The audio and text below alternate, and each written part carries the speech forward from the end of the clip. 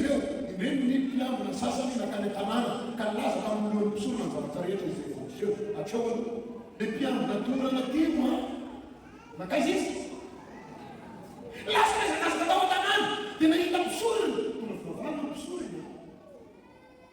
fa le mpitondra fivavahana sy kristianina fa le zodi fivavahana fiangonana talohan'ny Jesosy ary rehefa miambina ireo mamin'olo dia miara-mihevitra ny amin'ny vola be an'ireo miara-mila inona ny antomezana vola miara-mila toy ary manao hoe lazao hoe ny mpianany ny tonga alina ka nangalatra ny faty nangalatra ny Jesosy tao am-pasana raha sendra nakory izahay inona ny tiana ambara eo ny tazo ny fahavalo dia ny sy amantarany zanak'Andriamanitra fa velona mbaravitra Jesosy satria ny fahafantaranao fa velona Jesosy dia fanasitrana manao